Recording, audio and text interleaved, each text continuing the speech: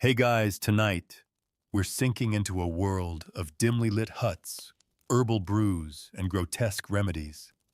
You're standing on the worn dirt floor of a medieval infirmary where the air smells of rosemary rot and a sharp tinge of something acrid, maybe vinegar, maybe urine. Candles flicker in corners, casting long, uncertain shadows over wooden benches and straw-stuffed pallets. A frail man moans behind a curtain that doesn't quite close. You don't know what's wrong with him, and frankly, neither does anyone else. You came here with a stomach ache and a mild fever, but the healer just tied leeches to your arms and offered you a vial of dried mouse skull powder. She's very sure it'll draw out the heat. You smile nervously. She seems to believe it. But deep down, you know this isn't going to help. And you probably won't survive this. So before you get comfortable, take a moment to like the video and subscribe, but only if you genuinely enjoy what I do here. And don't forget to drop your location and local time in the comments. I love seeing where and when you're all listening from. Now dim the lights, maybe turn on a fan for that soft background hum, and let's ease into tonight's journey together. You were born into a world that believed illness came from imbalance. Not germs, not viruses, not bacteria. No one knows what those are.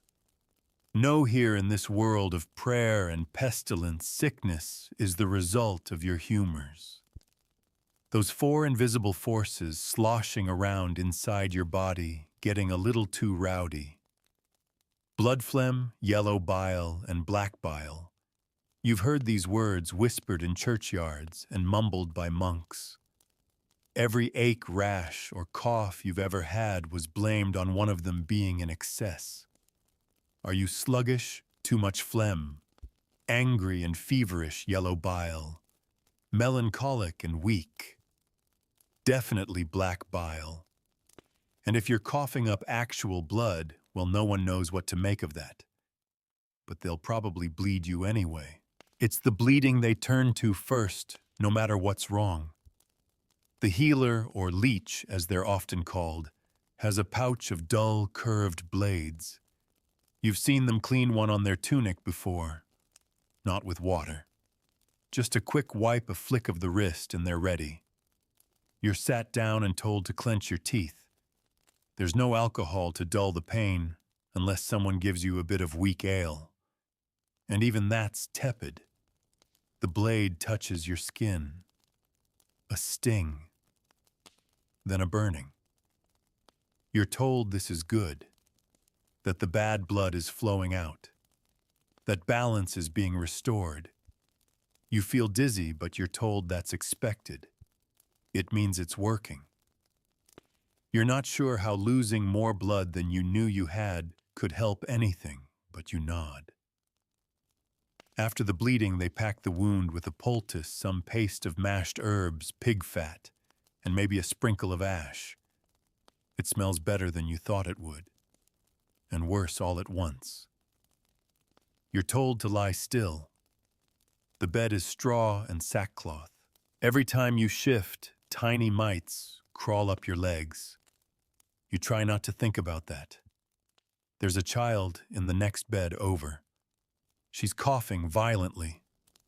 The leech mutters that it's consumption, or maybe catarrh. She's not sure. Either way, she ties a toad around the girl's neck. Not alive, thankfully, but not completely dried out either. The toad's supposed to draw out the disease. That's what the old texts say anyway. The child's mother clutches her hands and prays. You lie there and listen to her prayers. They're gentle, hopeful, desperate. And just beyond the door outside in the village square, a bell tolls. Someone else has died. You hear the clatter of hooves on stone as a cart rumbles by. It's the plague cart. The same one you saw last week. They're still collecting. The Black Death isn't here right now, not in your village, but everyone remembers. They talk about it like it might walk in again any moment. And why wouldn't it? No one understands where it went. Or why. It came, killed half the people you knew, then vanished like a bad dream. They burned incense, lit candles, beat themselves bloody in the streets, and somehow it just left. Maybe it was God. Maybe it was luck. Maybe it's still hiding in the corners. Medicine, such as it is learned in books copied by candlelight. Greek, mostly Hippocrates and Galen. Men who lived 1,000 years ago in warm places where olives grow and people wear robes instead of wool. Their words are holy scripture to physicians. If Galen said fevers come from too much heat in the liver, then that is simply true, and no amount of feverish death will change that. The men who study these books rarely see patients. They write, they lecture, they argue in Latin. The ones who touch you are the barbers, the leeches, the nuns with baskets of herbs, the village women with memories passed down like recipes. You trust them more than the men in robes. At least they've seen a wound. Speaking of wounds, your neighbor recently fell on a rusted nail. His foot swelled up, turned black, and split open. The healer tried applying a mixture of ground bone and vinegar. When that didn't work, they wrapped it in cabbage leaves and whispered a charm.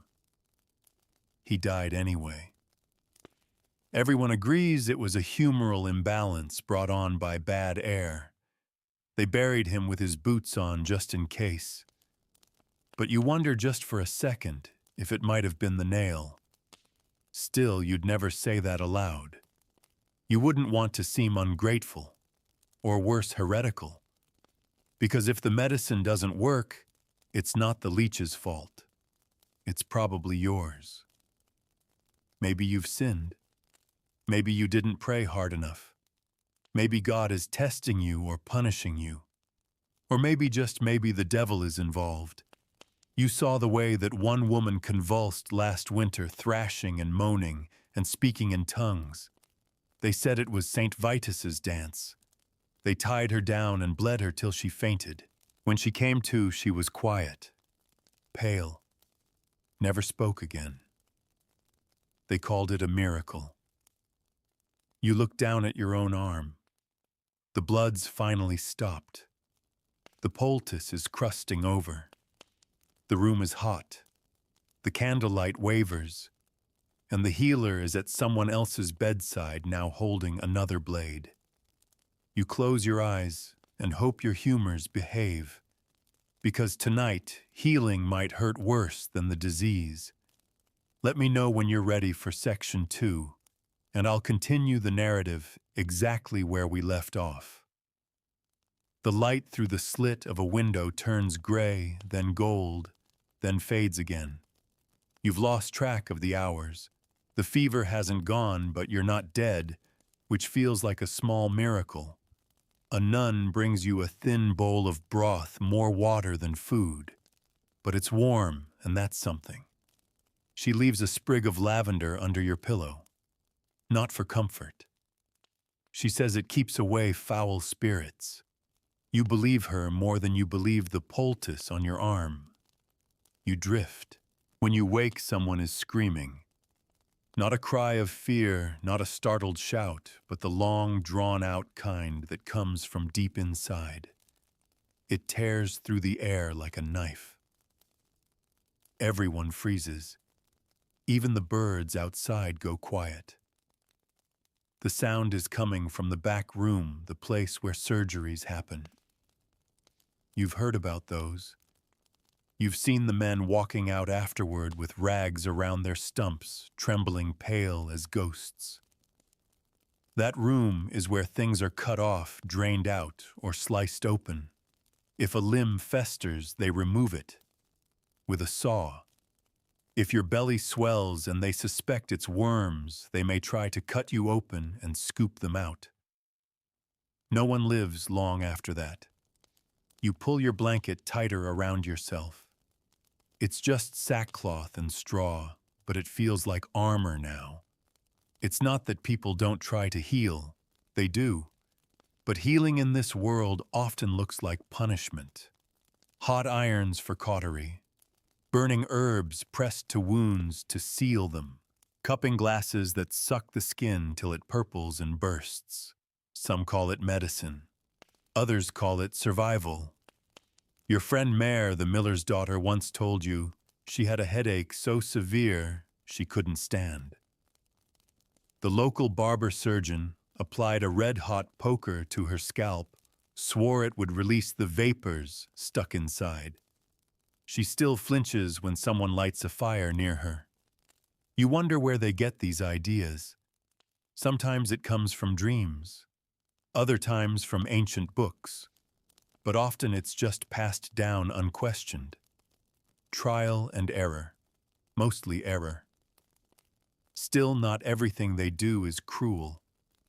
Some things are strange, yes, but oddly comforting. The herbalists, for instance. They gather in woods and gardens, murmuring to plants like old friends. They grind chamomile mash sage and steep willow bark into teas. They hand you bundles of dried rosemary and thyme and tell you to hang them over your door. Not to eat, just to smell. They say the scent keeps away bad airs. You're not sure what bad air is, but everyone talks about it like it's alive. Miasma, they call it.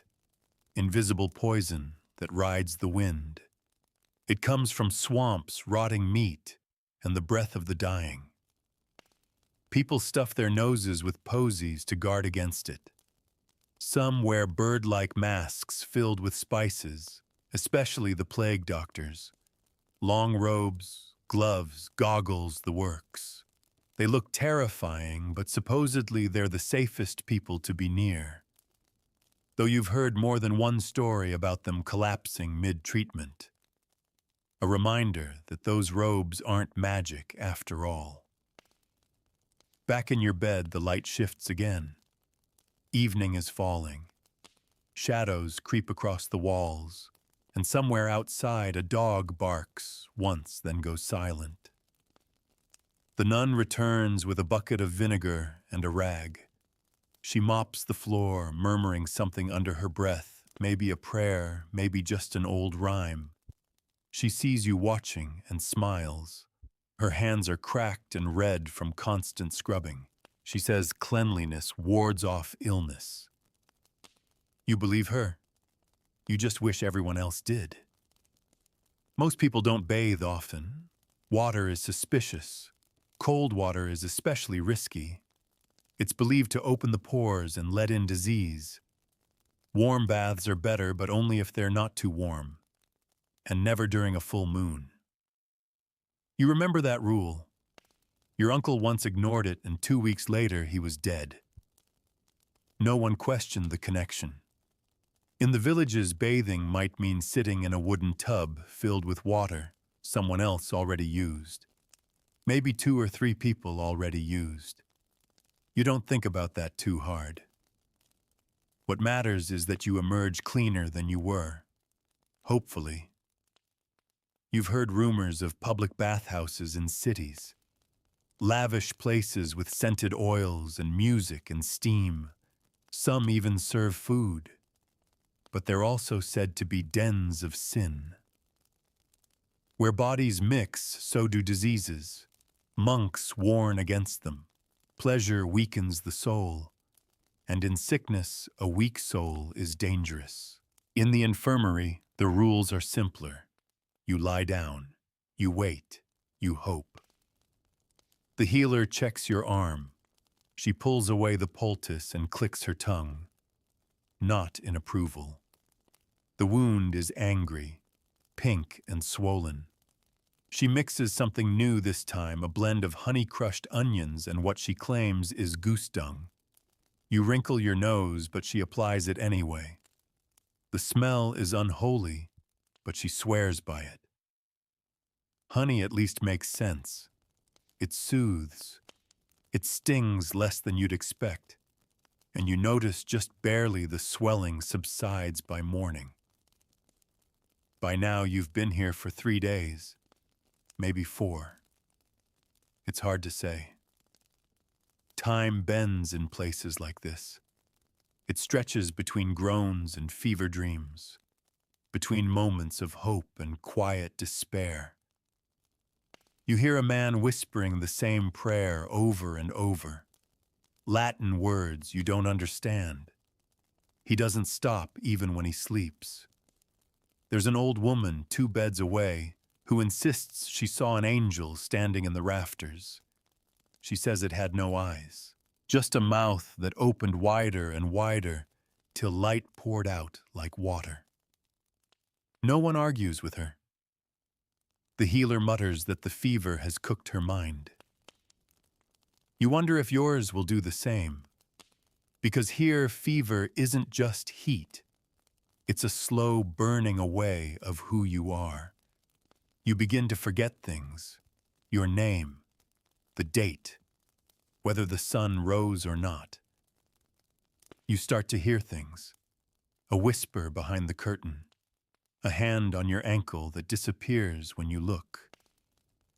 You blink and the room is empty. You blink again and it's full.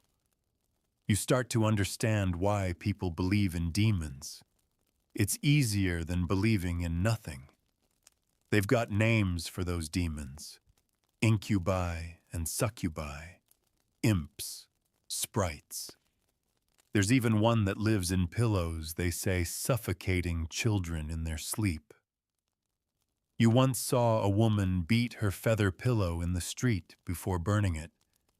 She claimed it was cursed. No one laughed.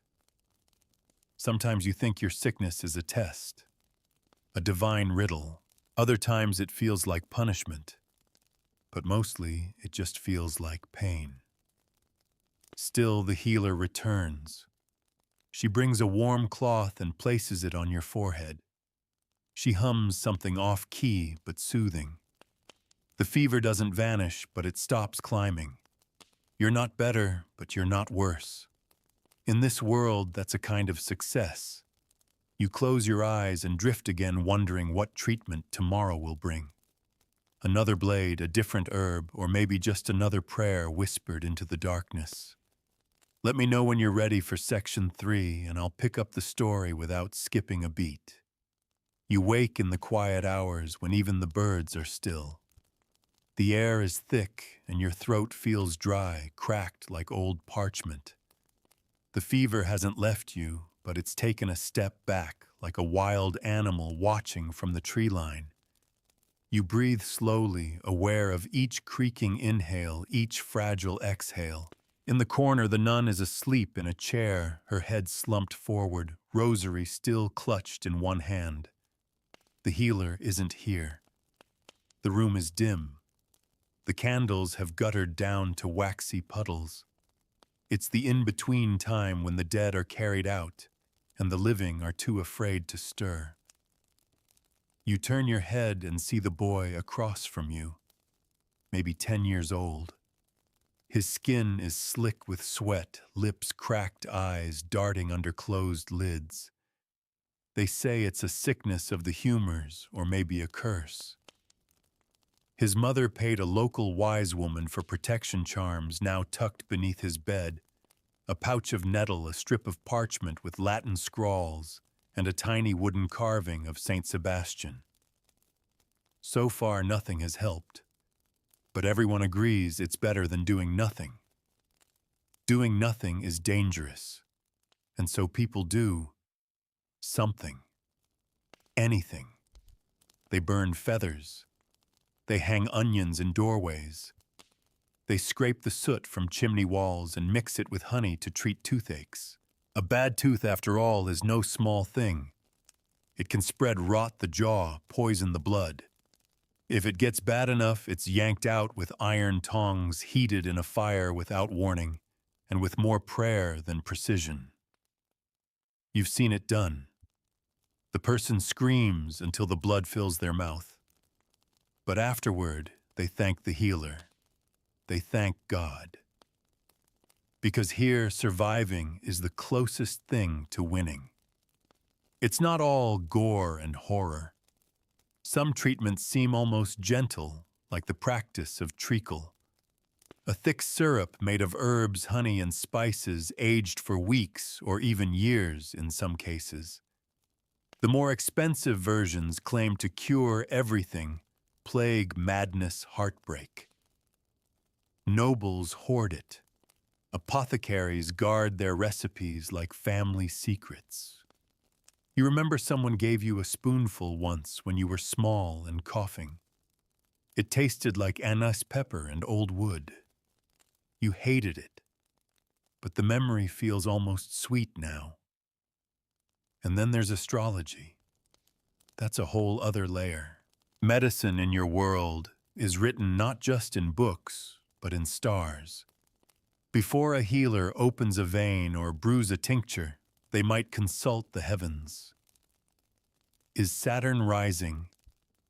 Is Mars in retrograde? Each planet rules a different organ, a different temperament. Jupiter for the liver, Venus for the kidneys, the moon for the brain. It's all connected, they say. If you're born under a certain sign, you're more prone to certain ailments. Melancholy for Capricorns, fevers for Aries. It sounds strange until you realize how deeply everyone believes it. Charts are drawn. Celestial hours are observed. Bloodletting, for example, must never be done when the moon is full or when it stands in a water sign. That's asking for death. Your healer has a worn chart nailed to the wall. Faded lines, tiny drawings of bulls and twins and crabs orbiting around a vaguely sketched human form.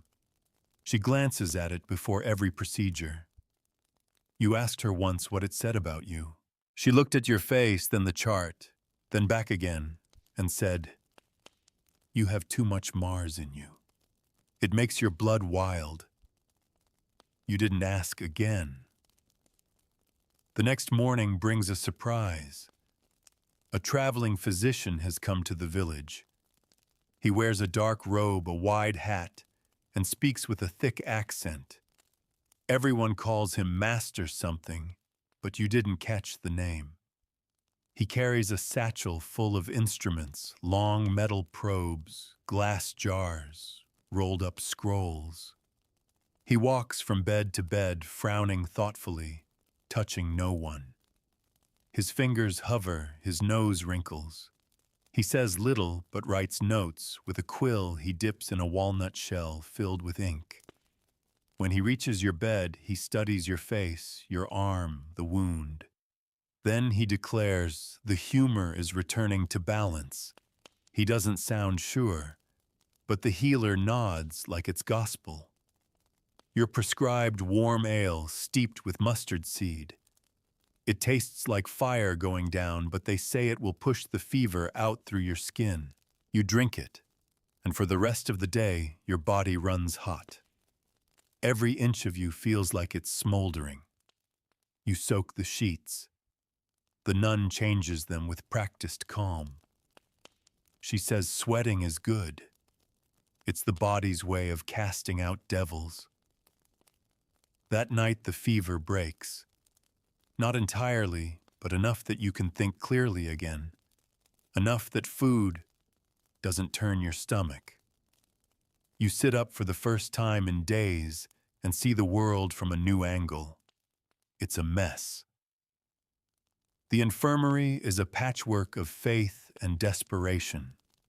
A man has a loaf of bread tied to his wrist, blessed by a priest. A girl swears that keeping a hedgehog in her bed keeps the blackness away. Someone else chants an old rhyme over and over, clutching a stone pulled from a river. And yet, some people do get better. Slowly, painfully, but they recover. You watch the boy across from you sleep more peacefully now. The carving of Saint Sebastian still rests on his chest. His lips are no longer blue. His mother hasn't stopped praying, but now there's hope in her voice. Hope is rare and powerful. The healer tells you that if your wound doesn't redden again, you can go home soon. But home feels distant. The world outside this room seems impossibly large. Before you go, the nun offers you a charm, a tiny bundle of herbs wrapped in cloth. She doesn't say what's in it, just that it's for protection. You tie it to your belt. You feel foolish, but also strangely safe. You'll carry the smell of vinegar and sweat with you, the sound of whispered prayers, the glint of steel blades, the aching silence between cries. You'll remember the child's fever, the man screaming the warm broth that burned your cracked lips, the laughter of the healer when someone made a crude joke, the moment you thought you wouldn't make it, and somehow you did. Healing in this world isn't clean. It isn't kind. It's a war between body and spirit fought with herbs, fire, and faith. Sometimes the body wins. Sometimes the spirit breaks. And sometimes, just sometimes, both survive. You lie back, eyes half open, watching the rafters shift in the candlelight. You're not well yet, but you're alive. And in this age, that might be the closest thing to a miracle. Let me know when you're ready for Section 4, and we'll continue on from here. The next morning, you wake to the sound of bells. Not the death bells this time, but the slow, heavy toll of a church service. Sunday, maybe. You've lost track. The rhythm is comforting, familiar. You lie still for a moment, letting the vibration roll through the floorboards, through your bones like a pulse from the earth itself. Someone enters quietly, a monk this time. He's carrying a stack of small leather-bound books and a pouch of chalky powder. He walks with calm assurance, his robes brushing the ground. You've seen his kind before. Scholars, healers of the educated class. They belong to monasteries where knowledge is stored in ink and parchment, locked away behind iron clasps and candle-lit corridors. He doesn't look at you right away. Instead, he kneels at the bedside of an older man near the window. They talk in low tones. The monk writes something down. Then, without fanfare, he opens the pouch and measures out a dose of white powder. Ground pearls, he says, mixed with rose water and a pinch of gold leaf. You're not sure which part is supposed to help the pearls or the gold, but it feels like something only the wealthy can afford. The old man swallows it without complaint. You're told the monk studied at Salerno, the great medical school to the south, a place of learning so advanced that its healers argue in 4 languages and have read Arabic texts on medicine that you've never even heard of. Salerno isn't just a school. It's a dream of order, of clean instruments and trained minds. It's everything this little infirmary isn't. And yet here the monk is, with you, in this dim, drafty room that smells faintly of iron and ash. When he finally reaches your bed, he greets you with a soft nod. His fingers are stained with ink. His eyes are tired but kind. He asks you what you've been given so far. You list the mustard seed ale, the honey poultice, the fever dreams. He listens closely, then nods. We'll try something gentler, he says. He pulls out a tiny pouch of dried bark, willow crushed fine. A painkiller, though he doesn't use that word. He just says it tempers the heat of the blood. He mixes it into a little water and hands it to you. The taste is bitter, earthy, almost metallic, but it soothes something deep inside your chest. You thank him. He merely smiles and moves on. You sip slowly and watch him visit the rest. He doesn't bleed anyone, doesn't cut. He offers herbs, salves, tonics. He writes notes. He prays sometimes, but always quietly, like an afterthought. He is a physician of a different kind. You wonder what he would say about the leeching, the cauterizing, the red-hot pokers. Maybe he'd say those have their place. Or maybe he'd say nothing at all and just hand you a new herb. It's hard to say. The world of medicine is split in so many directions. There are those who treat through touch barbers, leeches, midwives. They use their hands, their blades, their instincts. Then there are those who treat through knowledge, scribes, monks, scholars. They trust in texts and stars. And somewhere between them walk the herbalists, the charm makers, the ones who gather foxglove and comfrey at moonrise and whisper to the roots before pulling them from the soil. All of them believe in healing, but they don't always believe in each other. Even the church weighs in. Some sicknesses, they say, are spiritual in nature. Punishments, tests, signs. A swelling could be pride made flesh.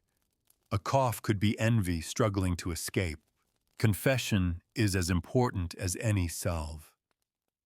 Repentance can cure what the body cannot. Once during a terrible rash, you were told to fast for 3 days and speak only in psalms. No ointments, no food, just water and prayer. By the second night, you were seeing shapes in the shadows. By the third, the rash had faded. Was it divine intervention or just the natural cycle of illness? You never asked. Some answers are better left untouched. Later that day, the monk sits beside your bed. He asks if you know about the 4 temperaments. You nod vaguely. You've heard the words before: choleric, melancholic, sanguine, phlegmatic, but they've always sounded more like personality types than illnesses. He explains it again. In the body, each of the 4 humors has its own character. Blood is hot and wet. Phlegm is cold and wet. Yellow bile is hot and dry. Black bile is cold and dry. Every person is born with a mix, and health means balance. Too much of one and the whole system fails. You try to imagine your body as a cauldron bubbling with mysterious fluids, steam rising as bile hisses and boils. It's grotesque, but oddly poetic. The monk tells you that certain foods feed each humor. Bread strengthens blood. Fish cools yellow bile. Cheese thickens phlegm. He says your diet, your sleep, your emotions, they all stir the pot. He writes down a suggested regimen for when you go home. Simple things. Warm broth. No lamb. Avoid garlic. Sleep near a fire. Keep your feet dry. Read the Psalms every morning. He hands you the paper and presses it into your palm like a charm. You hold on to it. That night you sleep without fever for the first time. No visions, no shadowy hands. Just sleep deep, black, and unbroken. When you wake, it's still dark, but there's a softness in your limbs that wasn't there before. A quiet steadiness. You can sit up without shaking. You ask for water, and your voice doesn't rasp like parchment anymore. The healer checks your arm. The wound is nearly closed, just a thin scar forming red and rough but clean. She smiles. You'll walk out of here, she says. You nod. It's a strange thought. Walking. Leaving. returning to the world outside this strange little place of blood and steam and prayers. You look around at the others. The boy is sitting up now, his mother asleep against the bed frame. The old man who took the ground pearls is whispering something to the nun. Even the woman who saw angels seems more alert. It's not a miracle, but it's something. And for the first time in days, you feel the pull of the outside world again. The ache of wanting to see a blue sky, to feel wind on your face, to smell something, anything besides vinegar and herbs. You lie back, the scrap of parchment still clutched in your hand. You're not healed, not entirely. But you're no longer dying. And in medieval medicine, that's about as good as it gets. Let me know when you're ready for Section 5, and I'll continue the narrative seamlessly. You leave the infirmary on a gray morning, the sky low and thick like wool soaked in water. The path back home is uneven and muddy, and your legs tremble under you like they've forgotten how to carry your weight. But you walk. One slow step at a time. The village looks the same. Stone cottages with thatched roofs, chickens pecking near the gutters, smoke curling from crooked chimneys. But something feels different. You've crossed through fire and come out on the other side, and now the world seems too bright, too loud. You wince at the clang of a smith's hammer, the shout of a baker calling out his loaves. You reach your door, push it open, and are greeted by the dry smell of old herbs and soot. It's not much, a small hearth, a stool, a cot, but it's yours. You sink onto the cot, clutching the scrap of monk's parchment in your palm like it's a relic. And then, silence. No coughing, no groans, no whispered prayers or muttered Latin. Just the quiet ticking of a beetle across the floorboards. You lie there, body aching in places you didn't know could ache, and let yourself breathe. The next few days are slow. Your appetite returns first in whispers, then louder. You sip broth, then chew bread. You sleep for hours at a time. Sometimes you wake in the dark, panicked, thinking you're still in the infirmary, that the fever never broke, that the healer is coming with her blade. But the air is still. The room is yours. You are not dying. You begin to piece yourself back together. And yet even as your body mends, your mind keeps circling back to what you saw. The bleeding, the leeching, the hot irons and dried toads and bundles of pungent herbs. The way some patients seemed to vanish in the night, their beds stripped bare by morning. No one spoke of them afterward. You wonder if that's mercy, or just forgetfulness. You find yourself recalling every remedy they tried on you, every strange concoction, every whispered chant. And as you do, you realize something. It wasn't just medicine. It was ritual. In your world, illness isn't just a matter of the body. It's tied to the soul, the stars, the seasons, even the soil. A man might be healthy one day and dead the next, and no one would ask why. They'd ask who cursed him, who brought the bad air, who failed to pray. You've seen it happen. A woman blamed for the blight in her husband's field. A boy with a limp accused of bearing a mark of the devil. A midwife exiled after 3 of her infants died. Disease doesn't just hurt, here it haunts. Which brings you to the other side of medieval medicine punishment. Because if healing doesn't work, perhaps suffering will. Flagellants walk through the streets some evenings barefoot and hooded, chanting and whipping their own backs until the skin peels away like parchment. They do it to purify the world, to beg for God's mercy, to bleed out the sin that's poisoning the air. the crops, the bodies.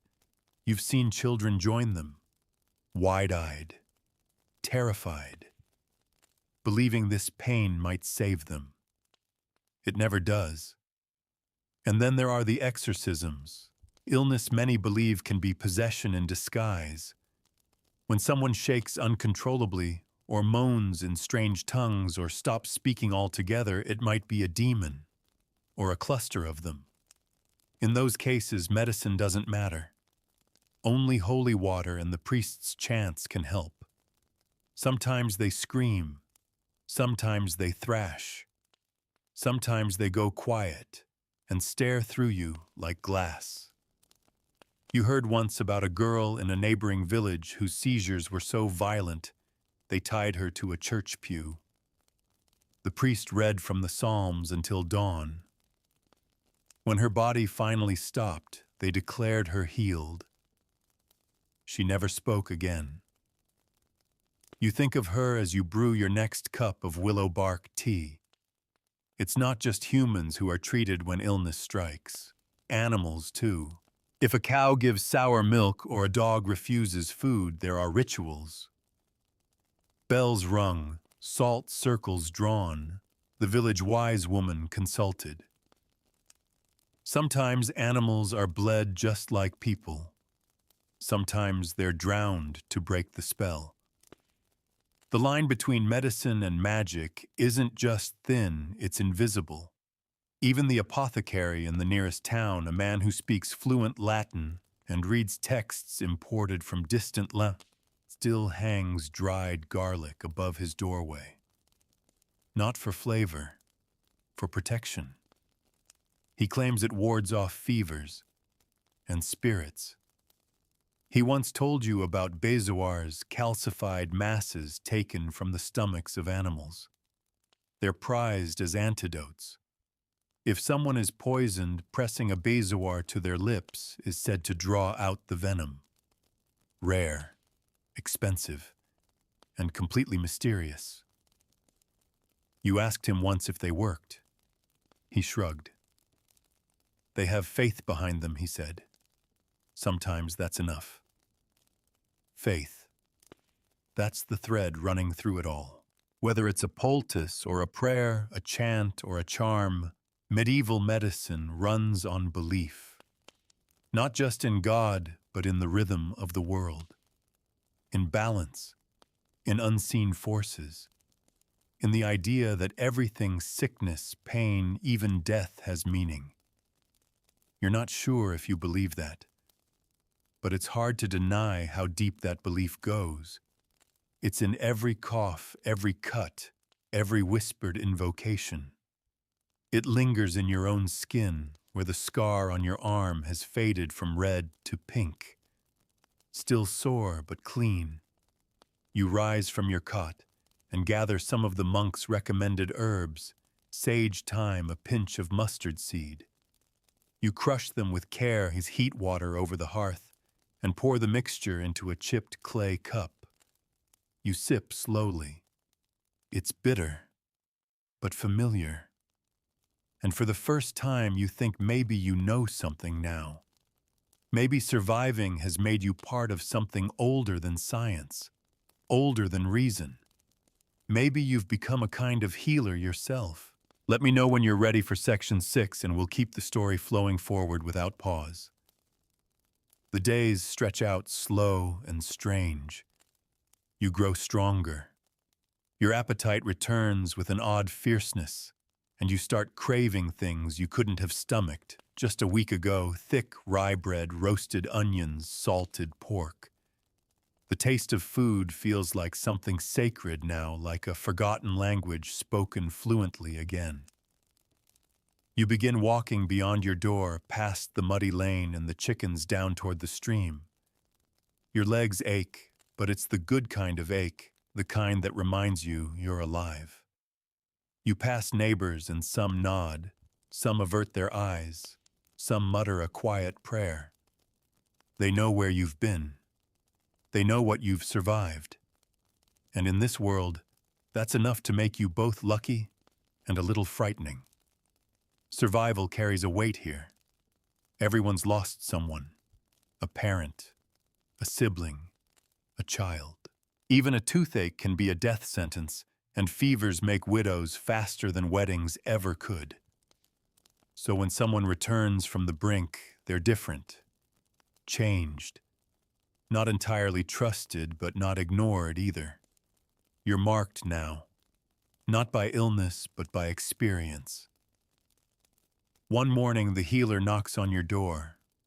She comes bearing no blades, no poultices, just a question. There's a woman in the village with a festering wound on her leg. The healer needs help carrying water, grinding herbs. Nothing more, she says. But her eyes linger on the scar on your arm. You say yes. And so you follow her basket in hand, down winding footpaths and through waist-high grass. The woman's cottage is small, shadowed. The wound is bad. You don't look too long. The healer begins unpacking her things: juniper boiled flax, a linen strip, a pot of goose fat. She doesn't ask you to touch the wound, only to hold the pestle steady while she grinds the herbs, to stir the mixture as she heats it over a low flame, to breathe slowly as the smell fills the room, thick, green, acrid. When she applies it, the woman screams. The healer doesn't flinch. You try not to either. Later, walking home, your hands still smell like sage and smoke. The healer doesn't speak until you're nearly back. You did well, she says, then adds, it's not always about the cure. Sometimes it's just about helping them suffer less.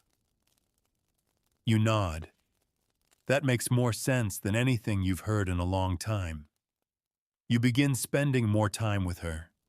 At first, it's simple tasks: fetching water, sorting herbs, preparing salves. She shows you how to recognize good time from bad, how to dry yarrow without losing its potency, how to grind valerian root fine enough for sleep tonics. But eventually, she lets you watch as she treats others: a child with a rash, a man with a bloated belly, a woman with weeping eyes and no voice.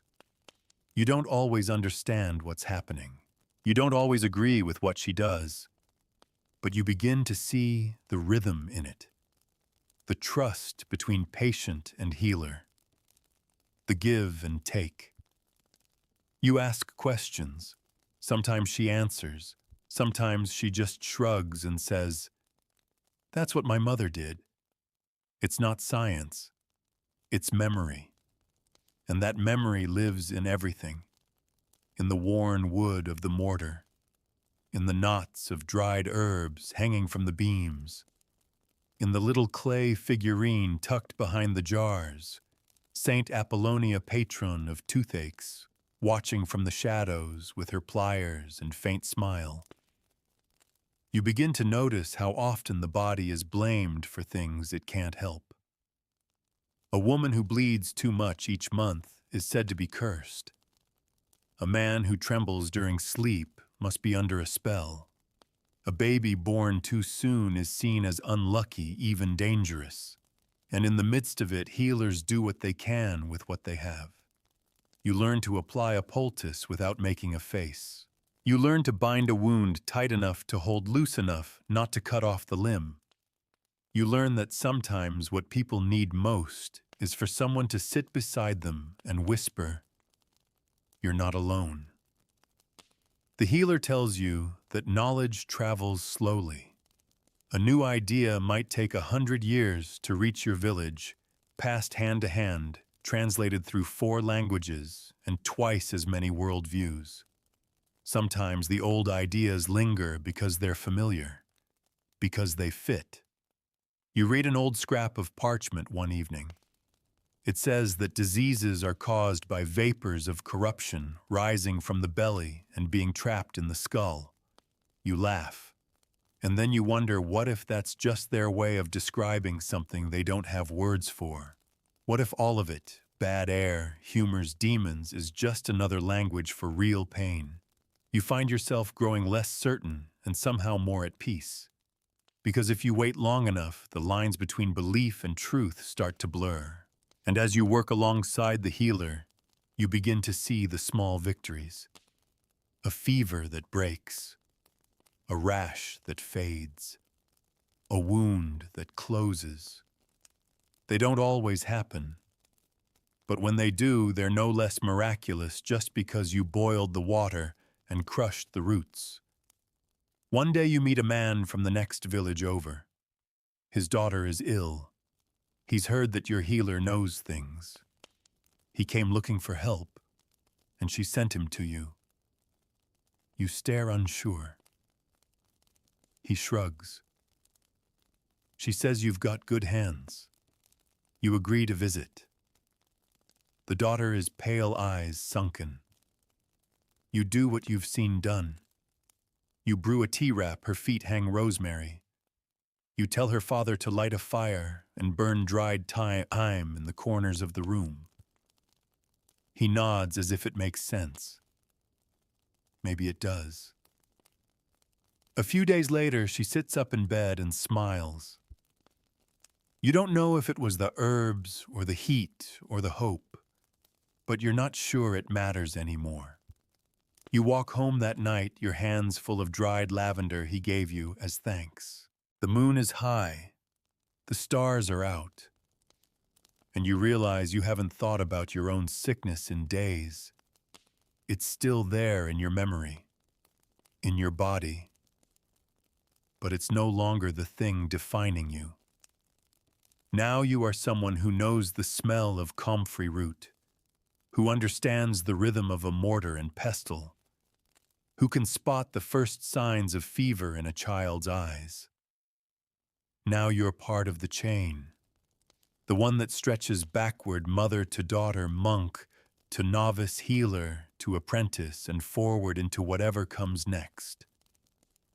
You don't know what tomorrow brings.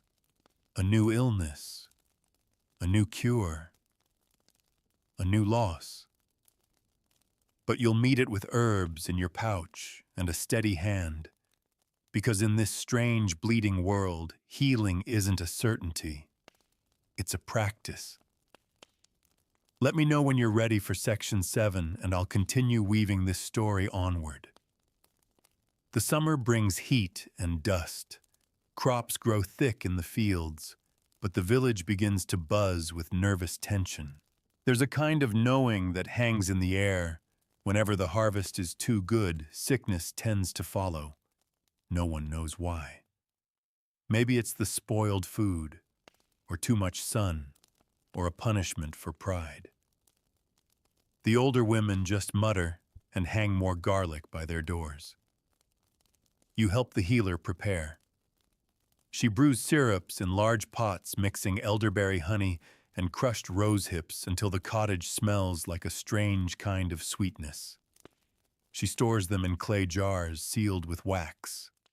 You label them with symbols she taught you, simple signs to mark use cough fever aches. There's no writing. Most here can't read. The symbols are enough.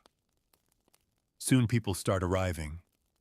First a man with red watering eyes and skin too hot to touch. Then a child with boils under her arms. Then two more with coughs that rattle deep in their chests. And you know it's starting. You work from dawn until nightfall, mixing, measuring, fetching water, wrapping poultices, boiling cloth. You sleep in a chair, with your head against the wall, waking at the smallest noise. The healer barely sleeps at all. No one says the word plague, but it's in the way people stand further apart now, in how they cover their mouths when they cough, in how the church bells ring more often, in how no one lingers after dusk. You see a woman cross herself 3 times before entering the healer's door. She leaves behind a basket of eggs and a small crucifix. Payment protection, maybe both. You notice how fear changes people. Some grow quiet, others angry, Some cry, some pray, some do both at once, and you do what you can. You hand out your dried teas. You comfort the children. You speak calmly even when your hands tremble. You feel the fear in your own bones, but you bury it deep. There's no time for it. The healer sits you down one night. Her hands shake though she tries to hide it. She tells you that during the last sickness, 3/4 of the village died. That she kept treating people until her own sister slipped away in the bed beside her. That she buried her without a marker because there wasn't time for anything else. I won't stop, she says, but I'm not asking you to stay. You don't answer right away. You look at the shelf behind her, at the bundles of dried herbs, the jars lined neatly, the faded parchment with scribbled notes. You think of the boy whose fever broke last week, and the woman who stopped coughing, and the girl who still wears the rosemary charm you made her. I'm not going anywhere, you say. She nods once and hands you a blade, not to use, just to clean. But it feels like a kind of initiation. The sickness burns fast. It doesn't linger like some fevers. You can almost predict its course. The red eyes, the swollen throat, the slow weakness. For some, it's days of suffering followed by relief. For others, not so lucky. You help bury 3 people in 1 week. There are no proper funerals, just prayers murmured quickly and stones placed over the graves to keep the dogs away. You don't cry. Not then. Instead, you begin keeping track. A scrap of cloth with notches, one for each life you tried to help. Some days you add 3, some days none. You don't tell anyone what the marks mean. You begin to learn things no one taught you. Like how to spot the difference between a death cough and a healing one. Like how to bandage a wound to draw out the swelling without cutting off the blood. Like which prayers comfort people even if you don't believe them. One evening a woman brings her baby flushed and screaming. You cradle the child while the healer mixes a decoction. The woman weeps, saying she should have come sooner. You don't say, it's not your fault. You just keep holding the baby, rocking gently, singing an old lullaby you barely remember learning. The kind with no real words, just soft sounds and rhythm. The baby sleeps. You stay with them through the night. Not everyone in the village approves of what you're doing. Some whisper that you're meddling with things better left to fate. Others say your hands carry sickness. A few cross themselves when you pass. One boy throws a stone and runs. You don't take it personally. Fear wears many masks. But some bring gifts. A jug of milk, a clean cloth, a carved charm. Quiet thank yous wrapped in small acts of kindness. And the healer says you're doing more than most physicians do in their whole lives. You don't know if it's true, but it keeps you going. Then one night the fever returns. You feel it creeping in as you grind mint leaves, your hands shaking slightly. You try to hide it, try to push through, but by morning you can barely stand. Your mouth tastes of iron. Your skin burns. The healer doesn't speak. She just guides you to the cot and pulls the wool blanket over you. You should have said something, she says, but you're already slipping away. The days blur. Sometimes you wake and she's there holding your hand, placing a cloth on your head. Sometimes it's the nun, her soft voice reading aloud in Latin. Other times you hear no one, just wind fire whispers. You see things. A field of poppies blooming from your chest. A river of ink flowing from your eyes. A sky of leeches circling like birds. You try to speak, but your mouth won't move. Try to cry, but the tears won't come. You feel like a sealed jar, full and silent. You dream of the infirmary, of the monk, of the toad tied to the child's throat, of the knife gleaming in a shaft of dusty light. And somewhere inside you think maybe this is it. Maybe you gave everything you had, and now it's your turn to be the one laid down, the one whispered over, the one remembered. But then a sound, a hum, soft, steady. You follow it up through the layers of fever and shadow and silence until you reach the surface and open your eyes. Let me know when you're ready for Section 8, and I'll continue the narrative without breaking the flow. The ceiling above you is low and familiar, the beams darkened with years of soot and smoke.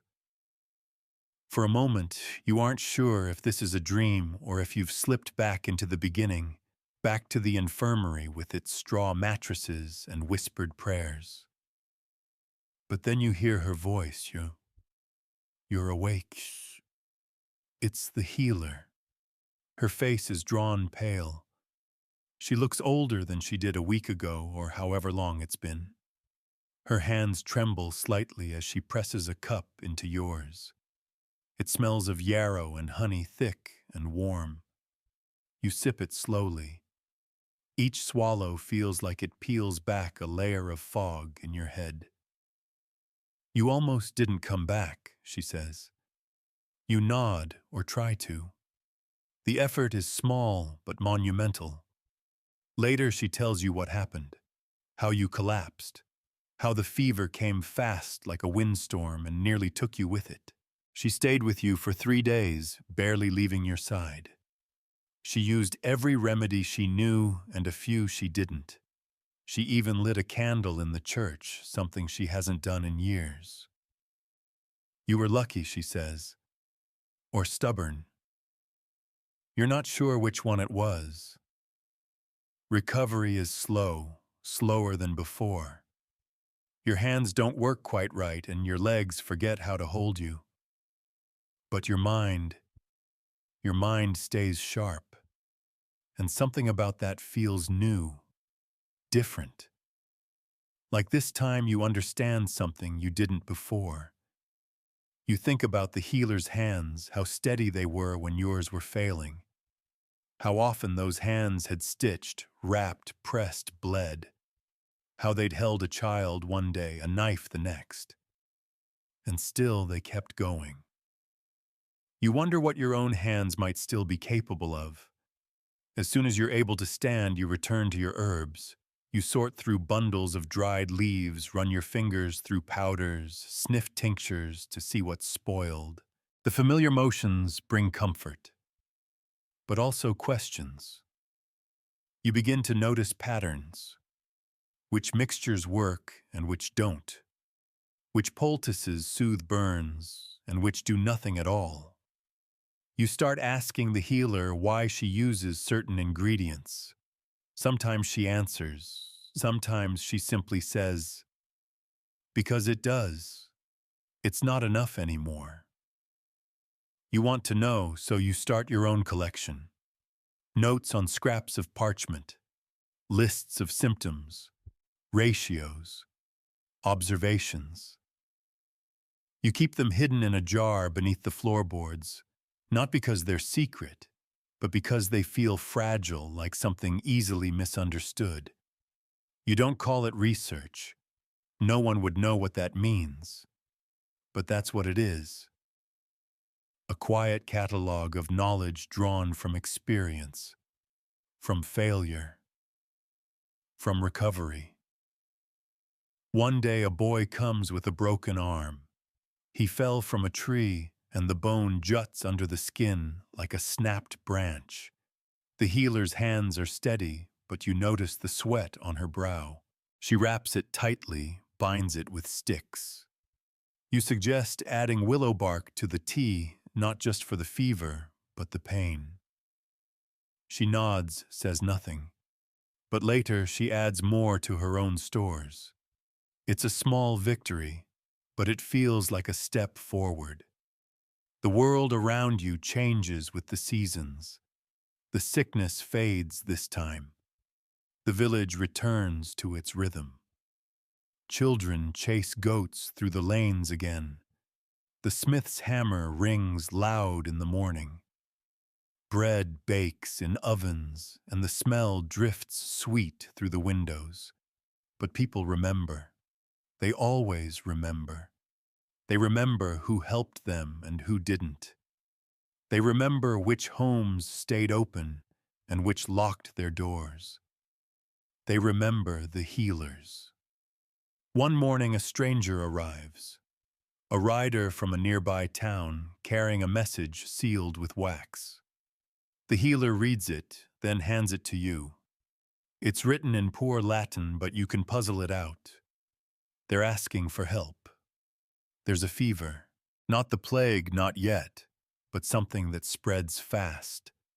Their healer has died. The healer packs her things without a word.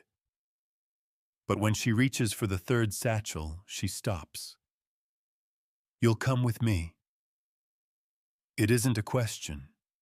You ride together through quiet woods, past crooked fences and half-flooded fields.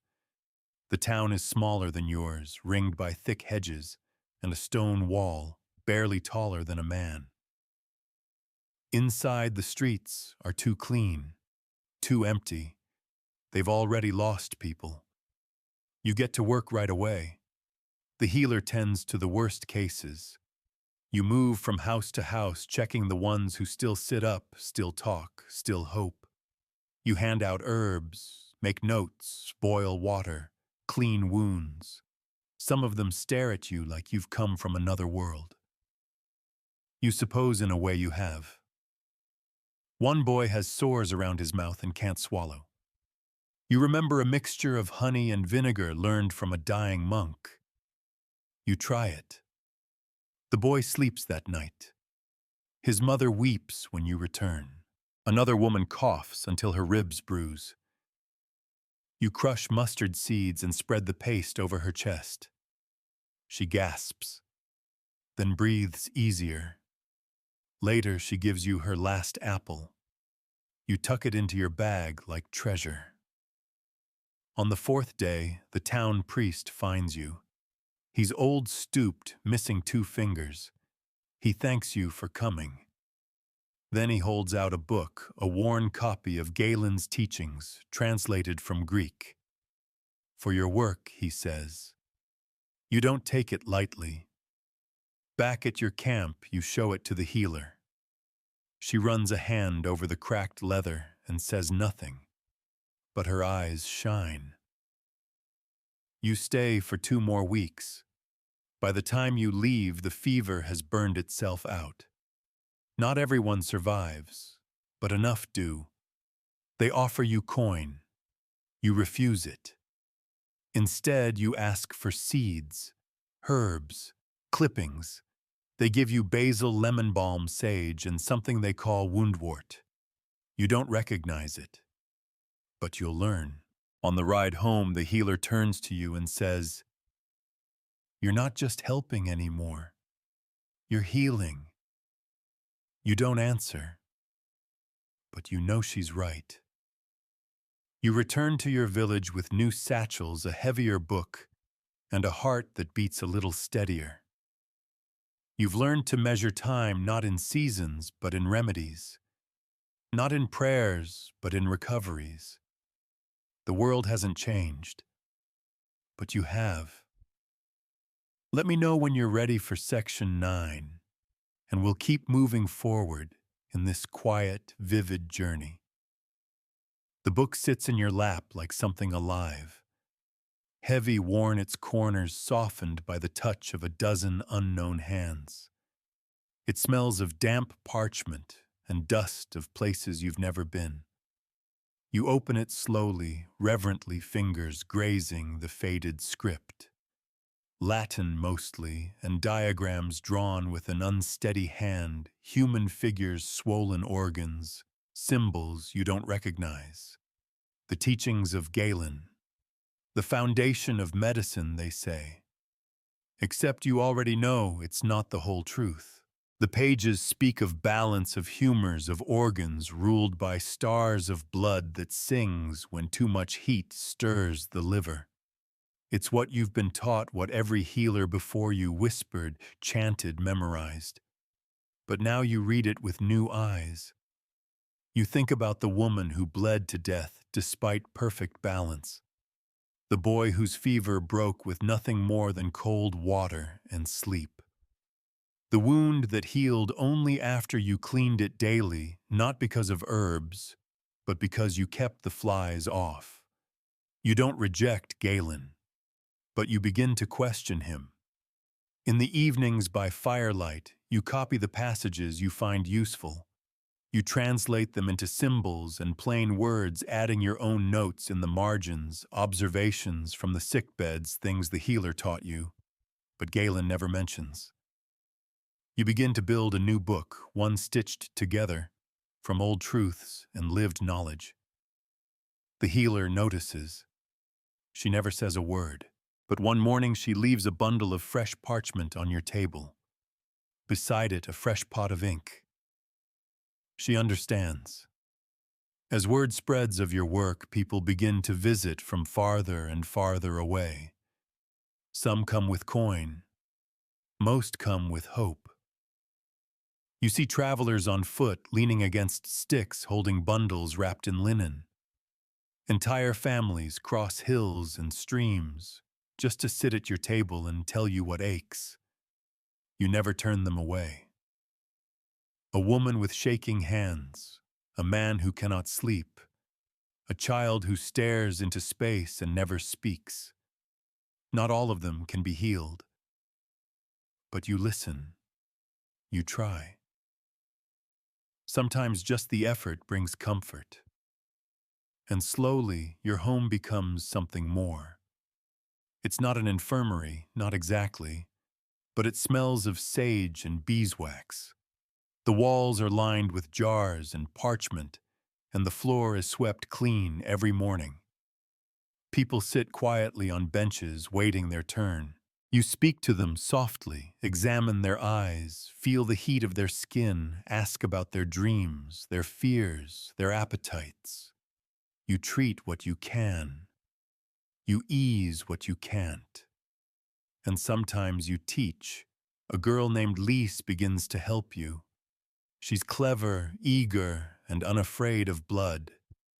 You show her how to wrap a wound without cutting off the pulse, how to spot when a fever has broken, how to tell the difference between a dream and a warning sign. You pass on what the healer passed to you and what you discovered for yourself.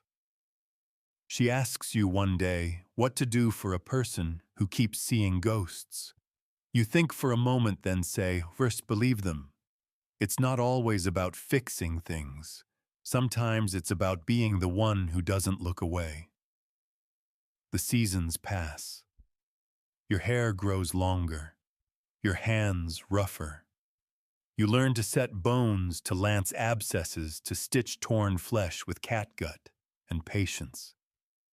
The sight of blood no longer startles you. The smell of rot doesn't turn your stomach.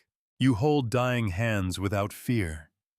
You welcome life when it returns quietly, like a child climbing into your lap. You write more. Each page adds to your growing book. You stop using Galen's name as often. Instead, you write what you've seen, what works, what doesn't. Your methods aren't always welcomed. A town priest visits and says you shouldn't practice without the church's blessing. You show him your book. He flips through it, frowns at your annotations, and warns you not to stray too far from Scripture. You thank him for his visit. After he leaves, you light a candle and keep writing. The healer grows older. Her steps slow. Her breath wheezes when she climbs the hill. One day she takes your hand and places a small silver coin in your palm. I've had this since I was a girl, she says. Kept it hidden during the Black Death. I told myself if I survived, I'd give it to someone who kept going. You try to return it, but she shakes her head. You've earned it. You sit together in silence. No herbs, no potions. Just two people who have spent their lives pulling others back from the edge. She passes a few seasons later in her sleep, with a sprig of lavender beneath her pillow and your book on the table beside her. You bury her with the silver coin. Lise helps you dig the grave. It rains that day. A soft, steady rain that soaks the soil and silences the birds. You say no words, only place your hand on the mound of earth and close your eyes. And then you go home. And you keep going. People still get sick. The body is still a fragile thing. Colds still kill. Infections still spread. But now you have tools, not just herbs and tonics, but memory, experience, a growing book of truth. And in time they begin to call you by a new name. Not apprentice, not assistant, healer. You hear it first from a farmer's wife, then a priest, then a traveling merchant with eyes like frost. The word sticks. It settles into your bones like warmth in winter. You accept it with quiet grace, because you know what it means.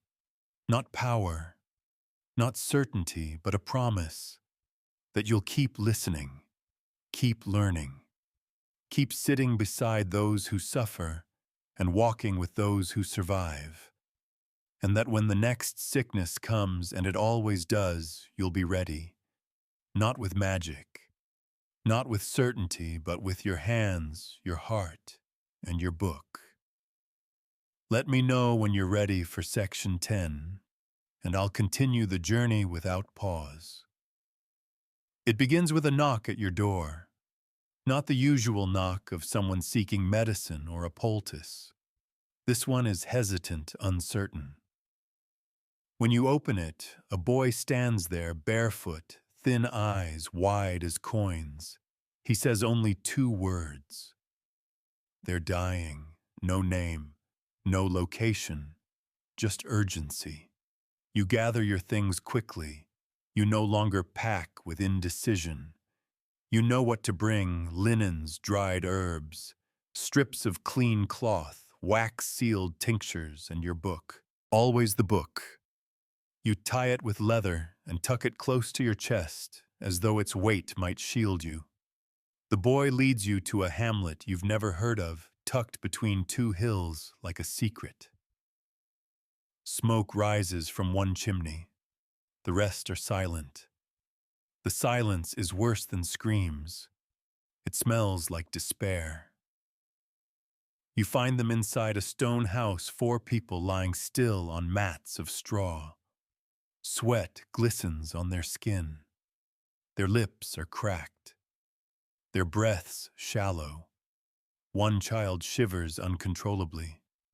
Another doesn't move at all. There's no time for panic. You move like someone who's done this before, because you have. You call for clean water, none. You ask for vinegar. A woman brings a jar.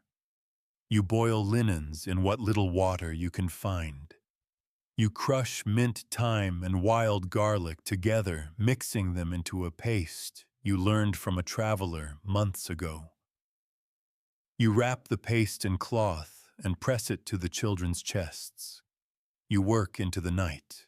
The boy who fetched you never leaves your side. By dawn, one child is breathing easier. The mother's fever has broken. The boy sobs into his hands, and you feel the relief before you understand it. Not a cure, but a reprieve. They feed you broth. Too much salt, but warm and real.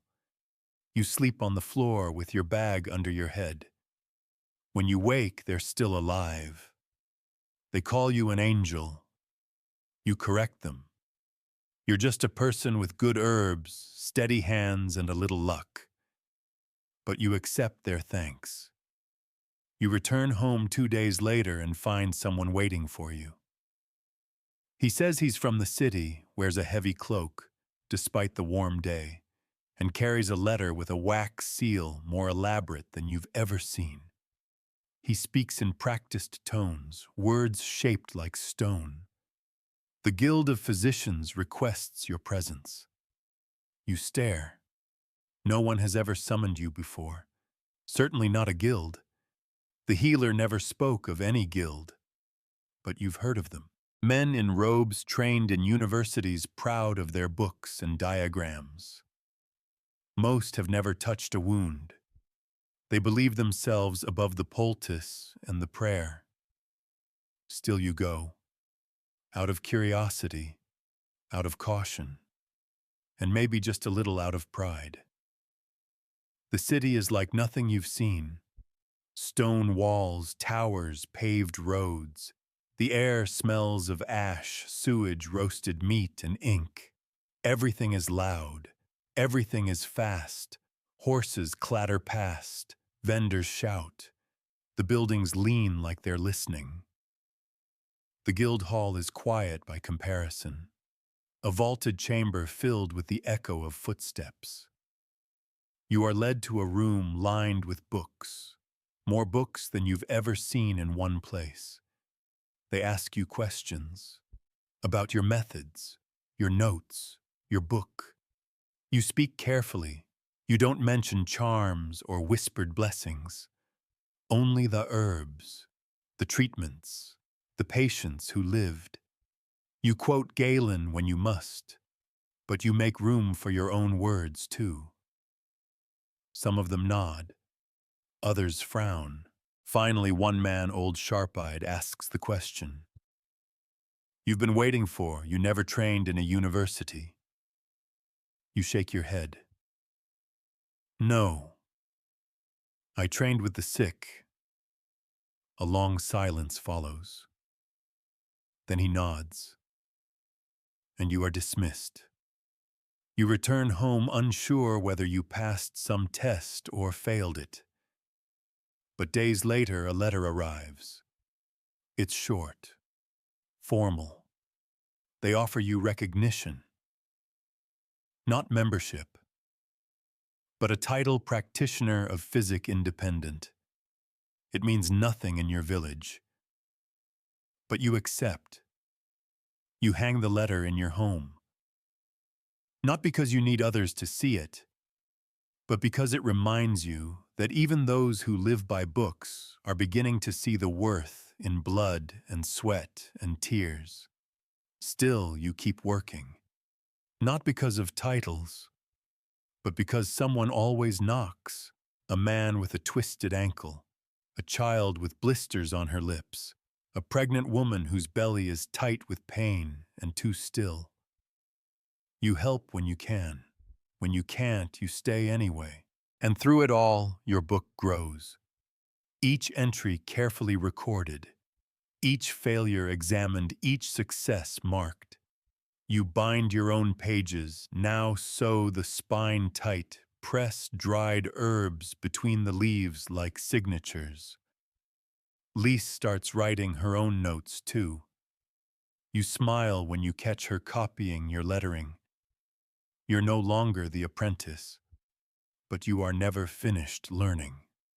One night while sorting dried lavender, a memory rises, your first fever, the one that nearly killed you, the wound, the infirmary, the nun's whispered prayers, the monk's ink-stained fingers, the toad around the child's neck. You realize you've become all of them. The herbalist, the monk, the scribbler of strange notes, the one who watches the sick, listens without fear, and holds the fevered hand. You look down at your own hands. Scarred, calloused, steady. You do not know what comes next. You never have. But you're ready. You always are. Because in this world, healing isn't a destination. It's a path you walk over and over barefoot through smoke and ash and blood. And still you walk. Let me know when you're ready for section 11, and we'll continue the story forward without breaking stride. The winter that follows is long and merciless. Snow comes early, blanketing the hills before the leaves have finished falling. The village hunkers down.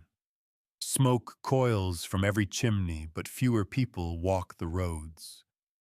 You notice the signs before anyone says a word: pale cheeks, sunken eyes, long silences.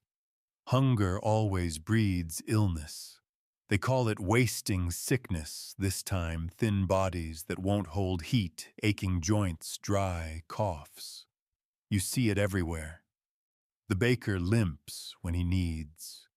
The old woman with the goats moves like her bones are splinters.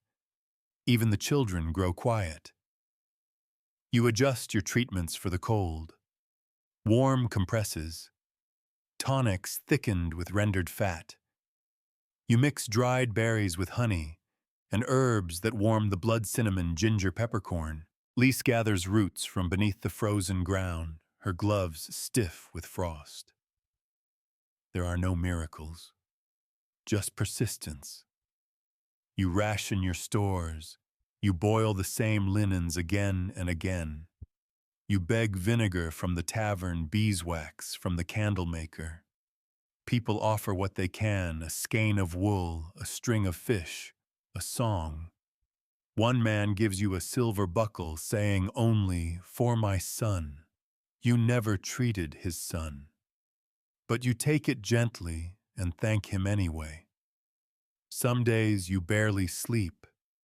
You wake at odd hours, sure someone is calling your name, only to find the cottage still and cold. But when real knocks come, you always answer, and they keep coming. A young girl with a swollen neck, a man coughing blood, a pregnant wife whose belly won't stop cramping. You do everything you can. The girl recovers. The man does not. The wife survives, but the child is born too soon and does not cry. You bury the tiny body yourself. Wrap it in linen, place a rosemary sprig beneath its neck. The mother sits nearby, arms empty, face still. You stay with her until dawn. After that night, you write something new in your book. Sometimes the healer is not the one who cures, only the one who stays. That thought anchors you. As winter deepens, even you begin to feel the pull of illness. A scratch in your throat. A chill you can't shake. You tell yourself it's nothing.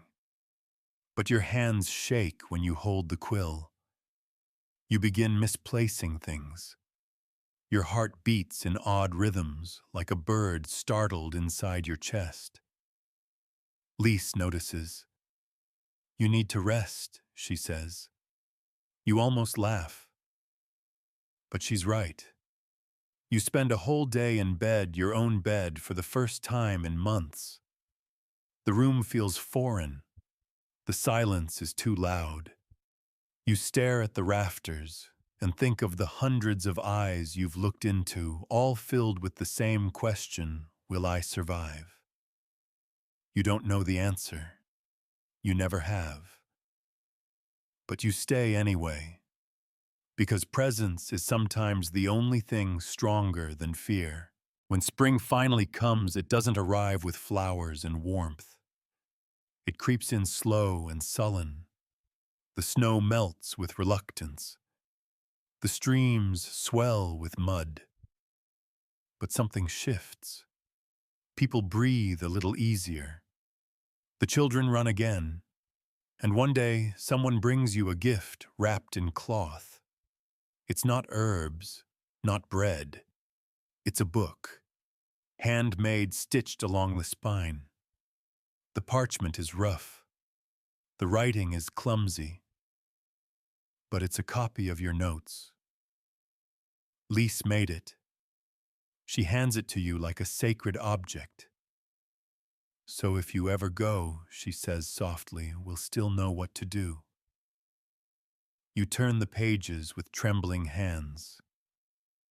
There it is, your handwriting, your thoughts, your remedies, your failures and corrections. Not all the pages are right. Some ingredients are misnamed. Some diagrams miss details. But you're moved in a way you didn't expect, because it's proof that your work has outlived your body, even now before you're gone. That night you add another page to your own copy. It reads, "Teach what you learn, pass it on." Healing is not a gift to hoard. Summer is easier. The sun dries the damp corners. The air smells of crushed grass and rain-soaked wood. People mend fences, gather herbs, smile more. Illness doesn't vanish, but it quiets for a while. You begin traveling again. Not far, just to nearby villages, farms, outposts where the old remedies have failed and new voices are needed. Lisa stays behind to care for the ones who knock. You bring your book with you everywhere. In one village, a woman with hollow eyes asks you how to stop her dreams. They come every night, she says. The face of her dead husband, calling her from the well. You don't offer herbs. You sit with her beside the fire and say, "Talk to him." She stares. You say it again. "Talk to him. Say what you didn't say." Then let him go. You leave her a charm lavender and sage tied in twine. You don't know if it works. But months later, a child from her village delivers a bundle of apples and a note that reads only, "He stopped calling." Another time you're called to a man who refuses all treatment, says the pain is divine punishment, says he must suffer to earn forgiveness. You tell him suffering isn't a form of virtue. He laughs bitter. Then what is it, you say? Sometimes it's just what the body does while it tries to heal. He accepts the poultice after that. You keep walking. Your legs tire more easily now. Your joints ache. But your heart is steady, and your hands still remember. In a distant village, a young woman shows you a tonic she made from reading your book. You sip it and smile. Too much wormwood, but promising. You tell her to try half the dose next time. You give her your spare quill and an empty page. Let her write her own observations. You are no longer one healer. You are the beginning of something bigger.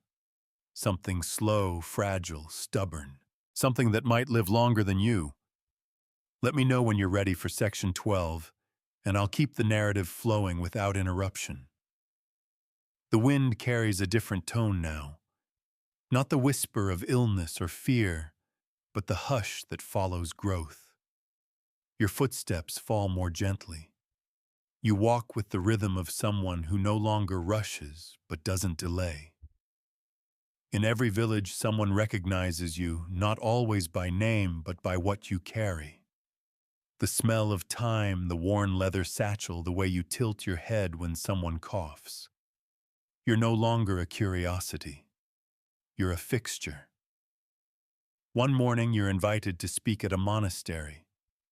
It's an invitation written in proper Latin, sealed with red wax and penned with a cautious hand. They want to discuss your practices. That could mean respect or interrogation. You go. The monastery is quiet. Stone halls echo your every step. You're led into a cloister where several men in heavy robes await. They sit beneath an archway framed by ivy sunlight filtered through stained glass. One of them is old enough that he leans heavily on his elbow as he watches you. You think of the monk from years ago, the one with the chalky powder and the kind eyes. They ask questions. Some are honest. Others feel like tests. One brother wants to know why you use crushed onion and goose fat. Another challenges your notes on treating fevers with cold cloths. That's contrary to Galen, he says. You respond calmly. You've learned how to balance the old words with lived truth. It's not contrary, you say.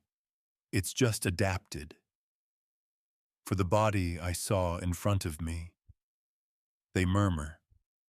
One writes something in his ledger. Another monk, younger than the rest, pulls out your book. Not your original, but a copy rough-stained, well-thumbed. We've had this in our scriptorium for a year, he says. We thought it was folk knowledge. You don't respond. You don't need to. Instead, you ask if they've tried the treatment for lung rot you described. The young monk nods. We did. 2 boys recovered. That's enough. You stay for 3 nights. You teach them how to prepare the elderflower syrup. You show them how to soak linen in vinegar before wrapping burns. You copy 3 new pages into their version of your book.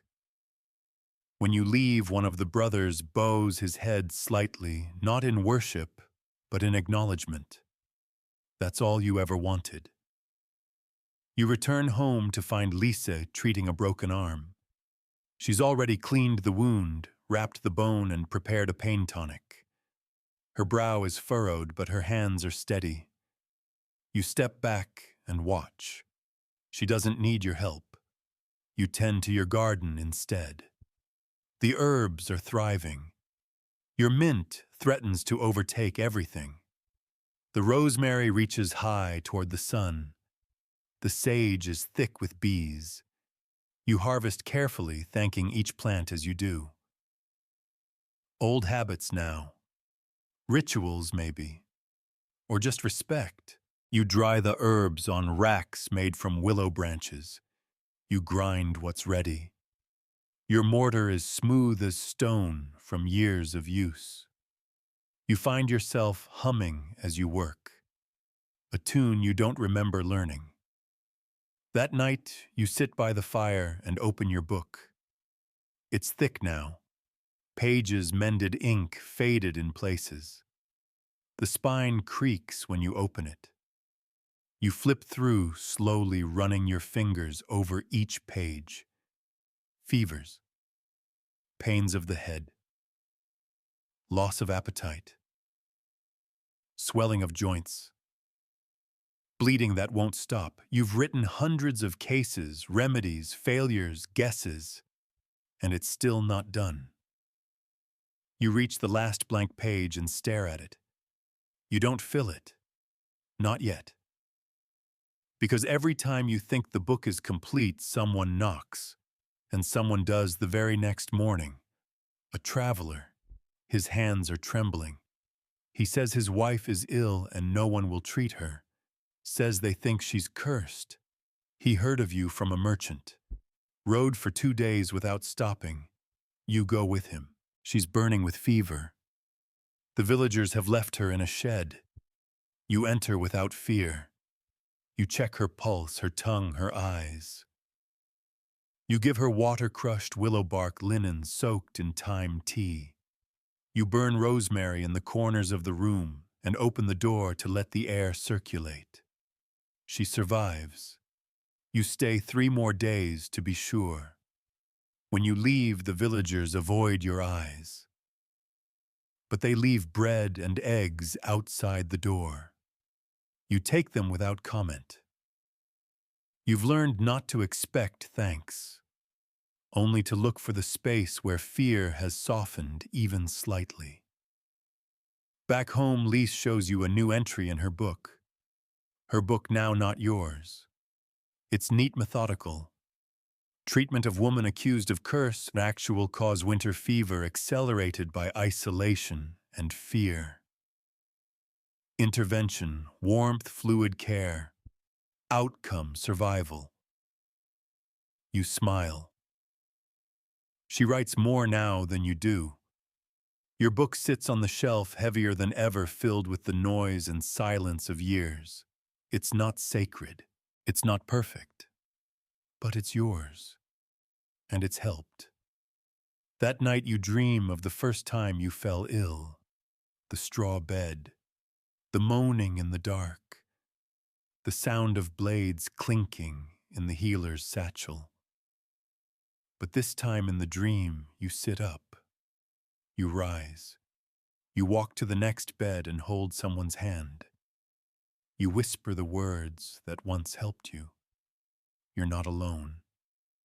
You wake with tears on your cheeks and a steady beat in your chest.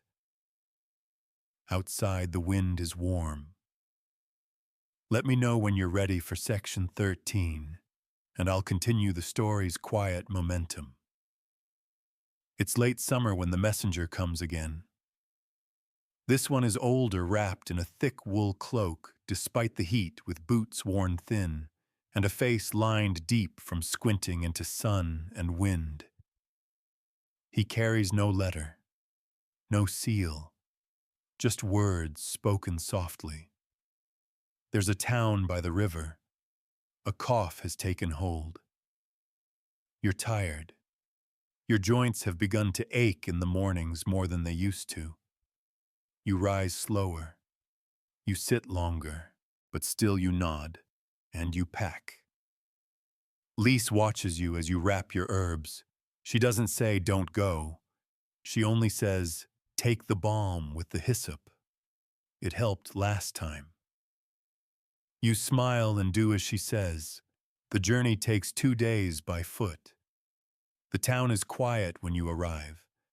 Not dead, but hushed. Curtains drawn, doors closed. Smoke thin and scentless. Someone recognizes you by the satchel alone and brings you to a small house where 3 people lie, coughing, their chests heaving like bellows. You know this cough. Not the plague. Not consumption. Something else. Fast-moving, sharp. It claws the throat, stiffens, the lungs, steals the voice. You've seen it before, twice. Once in a child who died.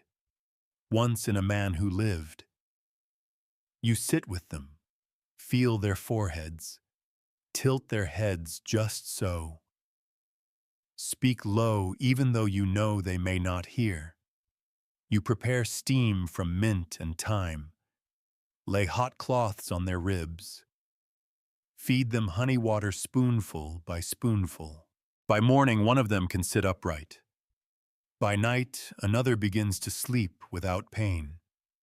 The third, an older woman, doesn't wake. You help carry her out before the sun rises. The townsfolk are too afraid. You've seen this kind of fear before. It paralyzes.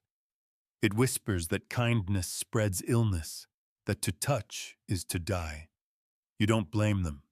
You only return to the bedside and continue your work. You stay a week. When you leave, they give you a small loaf of coarse bread wrapped in linen and a carved token, a river stone painted with a red flower.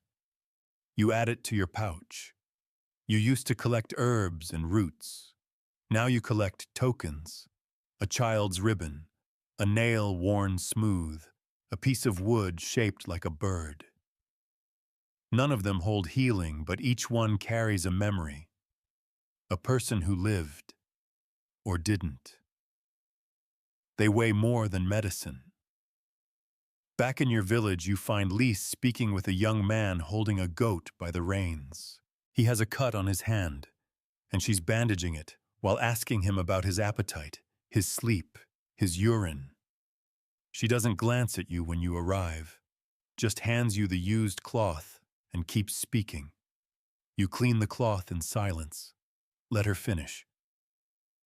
After the man leaves, she says, "He says he heard about you from a blacksmith near the coast." You raise an eyebrow. "He said you cured the blacksmith's daughter." 3 summers ago. You remember her. A girl with swelling in her throat and a fever so high her hair felt like burning straw. You treated her with nothing more than rest water and cool cloths. You stayed 3 nights watching her chest rise and fall. She lived, and someone remembered. Word travels, not always fast, not always accurately, but it travels. You never meant to become known, but now people come not just for healing, but to learn. A boy from the hills with his mother's apron tied around his waist. A widow from the eastern marshes with her husband's herb knife in hand. They ask to watch, to listen, to learn. You let them. You pass them your own book carefully, slowly, page by page. You explain what you know, what you only suspect, what you cannot explain at all. You let them write their own notes. You ask them what they've seen. Because healing isn't a fire passed from one person to another. It's a hearth built with many hands burning brighter the more you share it. Lise begins teaching as well. You watch her lean over a child's arm, show the apprentice how to wrap the cloth tight, but not cruel. You listen as she recites from memory the uses of comfrey and the dangers of too much foxglove. You catch her writing something in her own ledger, her second book now. You say nothing, just smile. One morning you open your own book and notice something odd. An unfamiliar hand has added a line in the margin beside a remedy for swelling. Try steeping the bark first. Bitter, but works faster. You recognize the handwriting. You leave it there. Let the book grow. You begin to realize that one day your hands will no longer be able to hold it. And that will be all right. Because it will continue carried by others. Carried by need. Carried by hope. The world around you still suffers. Babies still struggle for breath. Fevers still take the strong. Misunderstanding still spreads like wildfire. But something has changed. People are no longer silent about their pain. They ask questions. They return to tell you what worked. They come back not only to be healed, but to heal others. The work continues, not because you're there, but because you started walking and never stopped. Because your scarred hands wrote things down. Because you remembered the names of the dying. Because you stayed beside the bed even when the prayers ran out. And so the knowledge grows, scribbled, shared, stitched into cloth, whispered across valleys, buried in jars for the next traveler to find. You may not be a physician by their standards, but you are something else entirely. A steward of pain, a keeper of care, a witness to survival. Let me know when you're ready for section 14, and we'll continue onward through this soft, steady path. Autumn arrives quietly, slipping in under the edge of summer's warmth, with cold fingers and long shadows. The air smells of wood smoke and wet leaves, and the wind carries a kind of stillness that tells you change is coming. You feel it in your bones before you see it, an ache in your knees, a heaviness in your hands. Not illness, just age. You've begun to walk a little slower. Your breath catches now when you climb the hill to gather wild chamomile. Lise notices. She doesn't say anything directly, but she starts carrying more of the satchels. She takes over the trickier poultices. She answers the door when the knock is too early or too late. You let her. There's comfort in watching someone else move with the same calm certainty you once had. You spend more time with your book now, not writing, but reading, not correcting, but remembering, The pages carry stories like scars, every smear of ink, every margin note, every pressed herb or scratch of coal. They don't just record illness, they record care. And sometimes that's all healing is. Care offered consistently, even when the outcome is uncertain. One afternoon, you receive a visitor. He's not sick. He carries no wound. But he's come a long way, judging by his boots, by the wear on his sleeves, by the slowness of his words. He tells you that his mother used to speak of you, that she always remembered how you sat beside her when no one else would. He says she passed last year, but before she did, she told him to find you, to thank you. He hands you a cloth pouch. Inside is a folded page from your book, copied by hand. Carefully, lovingly. The writing isn't perfect, but it's yours, your ideas traveling still. You don't need the thanks, but you accept it all the same. Later that night, you sit by the fire and stare into the flames. You remember every face you've ever helped. Not all their names, not all their fates, but the faces, yes. They come back when the room is quiet. You let them sit with you, and in the silence you feel peace. Lise finds you there and asks if you'd like her to tend to the cough that's been creeping into your chest. You nod. She brings steam and a tincture she made herself. She doesn't hover. She doesn't fumble. She just tends. You think not for the first time that whatever you pass on will be safe in her hands. You spend the next few weeks sorting your scrolls, your notes, your patient lists. You bind some together, pass others on. You show Lise how to prepare for winter, not just the herbs, but the emotional toll. How to speak gently, when to leave a room, when to stay. She listens. And then one morning you wake to a new kind of stillness. Not silence, just stillness. Like the world has paused for a breath. You know instinctively that you'll not be traveling anymore, and that's fine.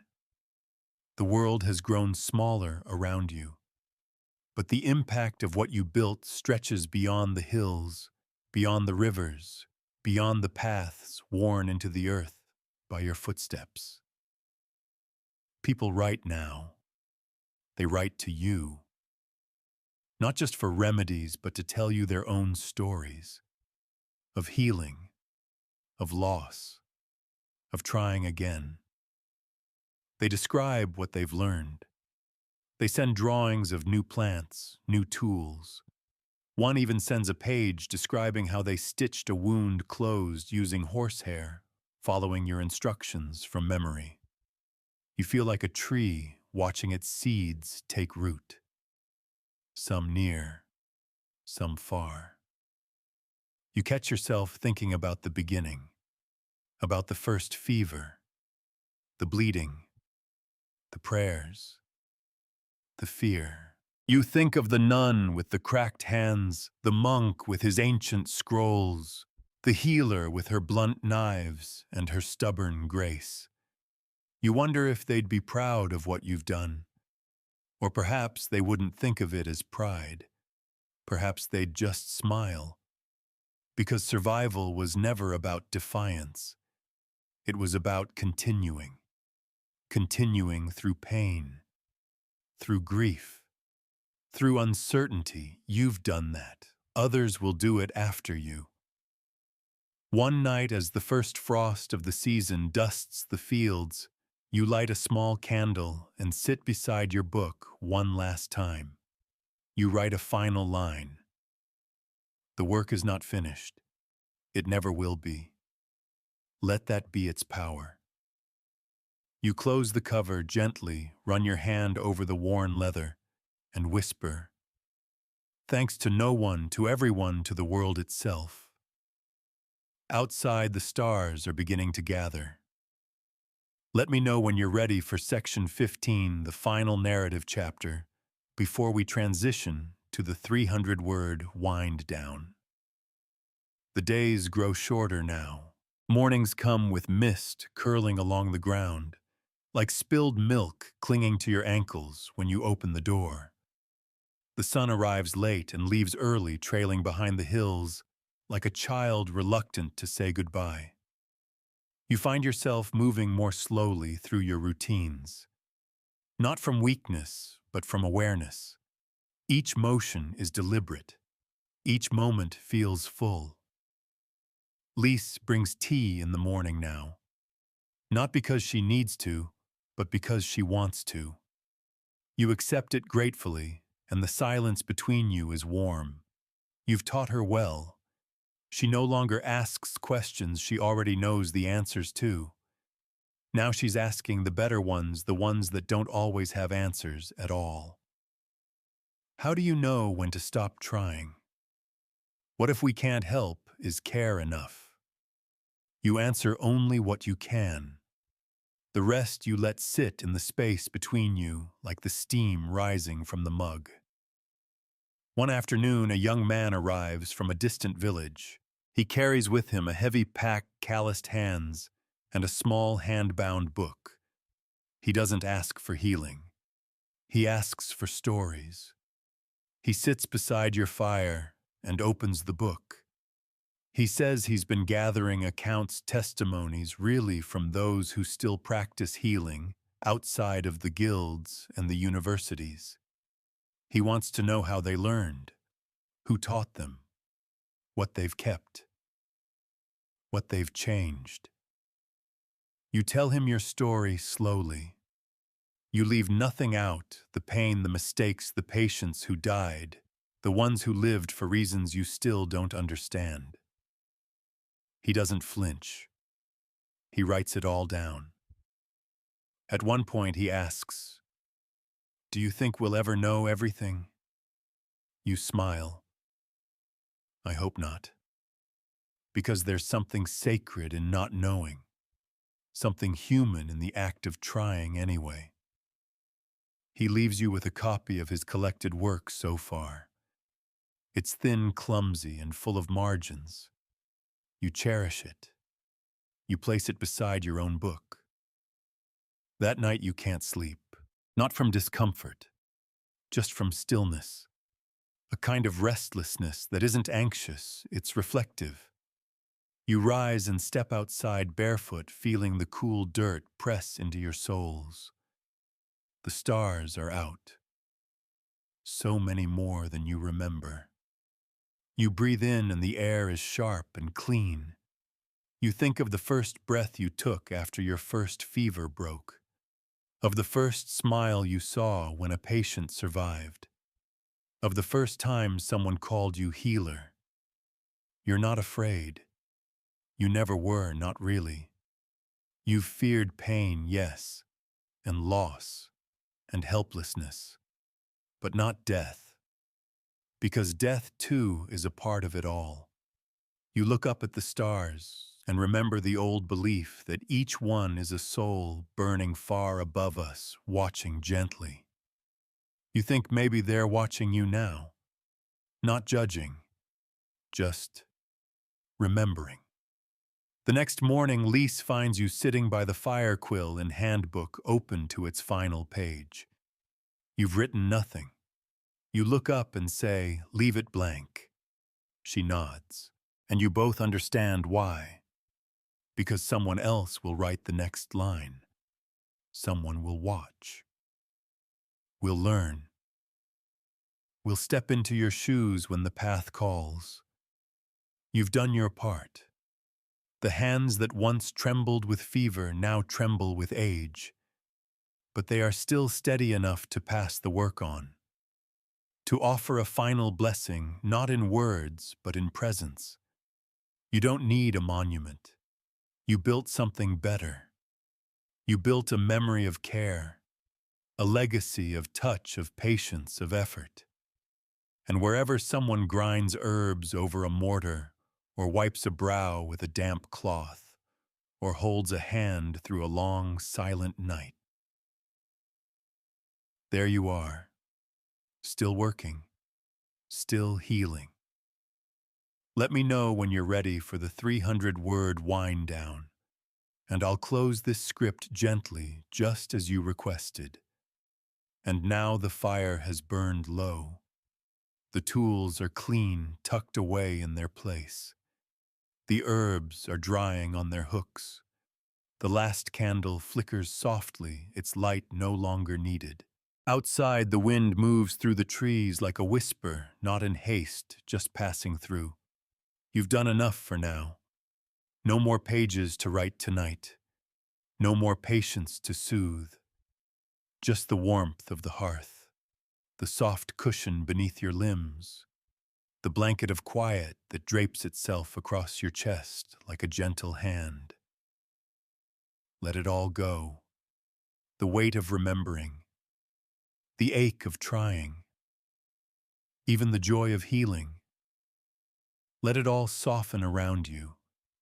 You've walked a long path through fevers and wounds and years of slow, stubborn effort, through losses that left cracks, through moments of grace that stitched them shut. And now you rest. You don't need to think. You don't need to solve anything. There is no one calling your name, no one waiting at your door.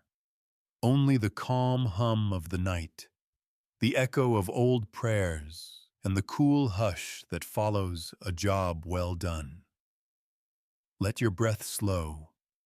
Let your limbs grow heavy. The stars are above you, constant and kind, and the earth below is firm and forgiving. You are safe now. You are held. You are remembered. Close your eyes if you haven't already. You've earned this peace. You can sleep now. I'll stay here a little longer just in case.